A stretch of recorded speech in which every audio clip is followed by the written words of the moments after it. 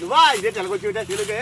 అదే నువ్వేం చేస్తున్నావు చూద్దాం ఎన్ని కొడుకు వచ్చిందంట కాళ్ళు వచ్చిందంట వచ్చారు మటుకి మొహం చూపించే అయ్యా నేను చూడొద్దన్నానా వాళ్ళేమో లోన నుంచి బయటకు ఏమో నేను చెప్తాను పాలు మీరు తాగుతారు మేకలు నేను చెప్తాను దోళ్ళు మీరు అమ్ముకుంటారు బాగుందా ఇలా రారా నాన్న అక్కడ చేలో ఉన్నాడు కొంచెం వచ్చి సాయం చేయరంటే అమ్మా మేము ఇప్పుడే కదా వచ్చి రాగానే పని చెప్పారు అలాగే అంటాడు ఆడు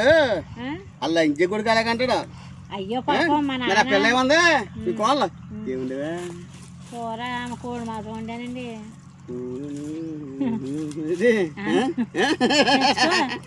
అలాగే మనవలేరు వచ్చాడు స్కూల్కి వెళ్ళారు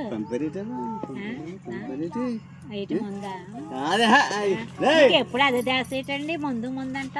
మందిటే నీకన్నా మందిటే మంది అది గంటలు దిగిపోతా నువ్వు పక్క నుండి వెళ్ళిపో ధైర్యంగా మరీ చెప్తున్నావు సరేగానే ఏముండే అందుకనే కోడి మాసం వండాను చేపలేమో తెచ్చుకోలేదా వండుతాను జ్ఞానమేనా నీకు ఏది కావాలో తెచ్చు నా జ్ఞానం నువ్వు పడ్డా కానీ చేప పట్టలేదా మరీ చెప్తున్నావండి నువ్వు హ్యాండ్ కాదు కానీ చాలా ఫోటో వచ్చింది కాల్ లాగేస్తున్నాయి బాబు ఏం ఏం చేస్తుంది కింద లాగేస్తుంది పైన ఫోటో చేస్తుంది పైన చెప్పు కింద లాగేస్తుంది కాళ్ళు నొక్కుతాను పడుకో 100 నేను నెల్లొచ్చి 200 ఇచ్చావు మళ్ళీ అందులో 100 తీసేసుకుంటే నేను వంట ఏం చేయను ఏం మా కోడి మాసమే 200 తక్కువ రావట్లేదు అలాగే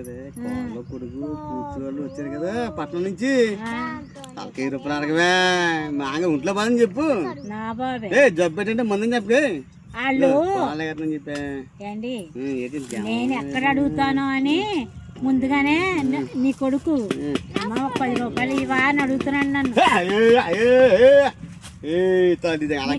తిరిగి అడుగుతున్నాడు నన్ను అంతేలేవా బాబా దున్నపోతే ఎన్ని బాధలు పడ్డా కానీ కడీది గేదే కదా గేదికే ఇల్లు ఉంటుంది దున్నపోతే ఇల్లు ఉండదు కదా అంతే ఆడవాళ్ళు నమ్ముకుని ఎడితే మా మగవాళ్ళ పోతికి ఇలాగ కూడా తల్లిద్దే కదా అన్నం ఎట్టి పెళ్ళవంటే నీ 10 వెతనే పరవనం ఉడితే అందంట తెల్లదాకా చల్లదా పల్లవనం నేను నా గోసుకట్లంటే నేను చాలా బాగుంది వెళ్ళు మా దగ్గరనే నువ్వే వస్తావు ఎక్కడ పోతావు అలాగే చూద్దాం